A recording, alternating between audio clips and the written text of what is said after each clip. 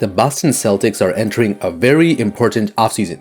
After many seasons of knocking on the door of the NBA Finals, a first-round exit last season, a loss in the Eastern Conference Finals the year before, and another Eastern Conference loss the 2 years before that, Jayson Tatum and Jaylen Brown finally got over the hump and made their first Finals appearance.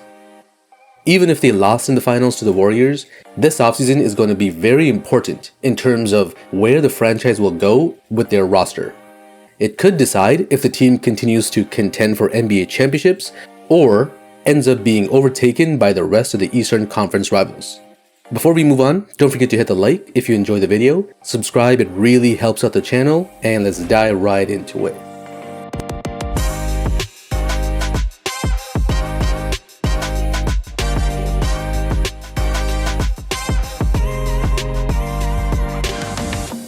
So, there are a million things to talk about when discussing how the Celtics came up short or how the Warriors beat them.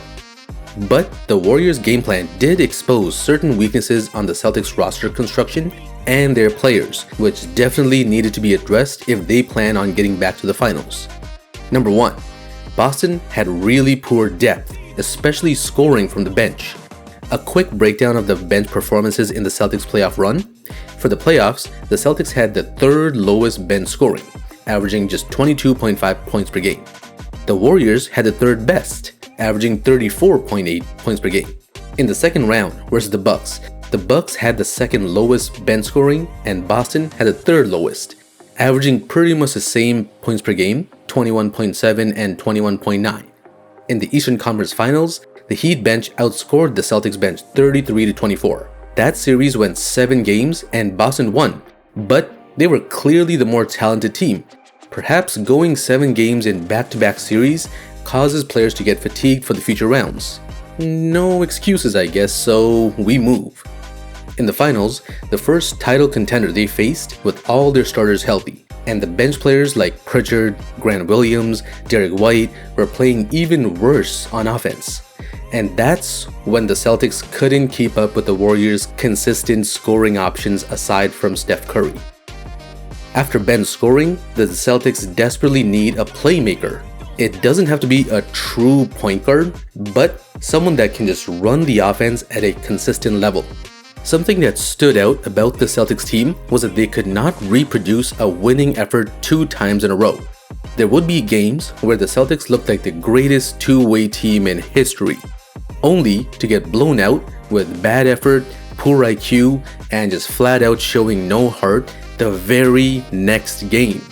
And a lot of that is because this team has really talented starters with Tatum, Brown, Smart, and Al Horford. But they seem to get success out of out-talenting their opponents, rather than through precise execution in crucial minutes of the game. There's a reason why, despite performing at a championship level for the second half of the season, the Celtics' numbers in the clutch were horrible. There's a reason why they had the 25th ranked offense and the 16th ranked defense in the clutch, even though they were top 9 in both overall. The final weakness the Celtics need to fix is their lack of rim pressure. The main defensive advantage the Warriors had over the Celtics was that they were really effective at shutting off shot attempts at the rim. The Celtics, when playing good rim protection teams, struggled to score. Against the Brooklyn Nets, who virtually had no rim protection or much defensive ability, the Celtics shot 35.1% of their shots at the rim. Against the Bucks, that dropped to 24.6%. That series went 7 games. Against the Warriors, they only shot 18% of their shots at the rim.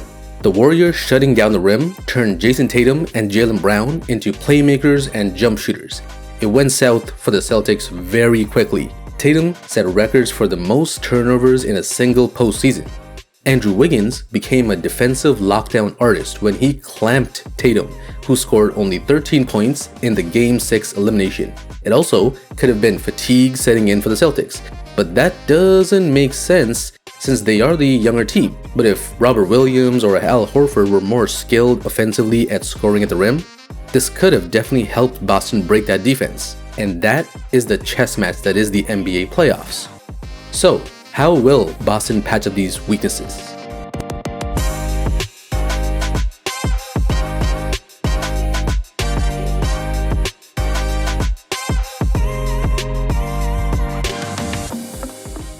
So far, the Celtics have acquired Danilo Gallinari and Malcolm Brogdon. Brogdon is the more exciting addition to the team. He is the immediate fix for better playmaking and the ability to put pressure at the rim in one player. He averaged 19 points per game, almost 6 assists a game, and 5 rebounds. So he can definitely score the ball. He had a down season shooting from 3, but is a career 37%3-point shooter. The last time he played on a team with other high-level talent was in Milwaukee, where he had a 50-40-90 season. So even if his numbers are because he plays 33 minutes a game and was a starter in Indiana, the Celtics want to bring him off the bench. An efficient shooter is definitely an improvement to the bench. Along with his shooting, Brogdon shot 63% at the rim this season and takes 30% of his shots at the rim. He also averages almost 6 assists per game. What's really impressive is his 3-to-1 assist-to-turnover ratio. His playmaking is definitely that of a starter-level point guard. So, he can space the floor as a 3-point shooter and put the ball on the floor and make plays, something none of the Celtics bench players were able to do in the playoffs, and even some of the starters. Gallinari does bring even more shooting for the Celtics, also being a 38% 3-point shooter, which is always needed in this era of the NBA. He does seem to be on the decline, with his numbers taking a dive for the last 2 seasons in Atlanta. But overall, these 2 additions are valuable additions to the Celtics bench and fill their needs. So, what's the catch? Both Brogdon and Gallinari are not good on defense. Gallo is obviously getting older, but he has never been known as a great defender. Brogdon is 6'5", but is not a consistent enough defender to be a positive on that side of the court. So the improvements in playmaking and shooting are coming at the cost of having certain defensive liabilities on the court. Another underrated part of this trade is that Malcolm Brogdon has only played over 56 games once over the last 5 years. Looking at both sides, there's still one more question to be answered.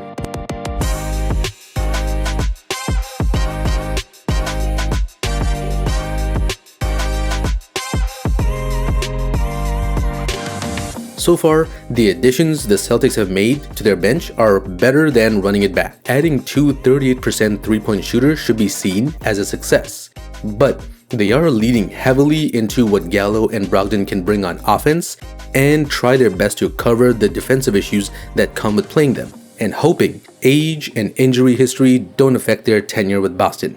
One storyline to keep an eye on is the development of Robert Williams, who turns 25 in October. He turned out to be the defensive anchor for the historically good Celtics defense this season. However, his lack of spacing and being a non-threat as a shooter is a limiting factor for how good this team can be.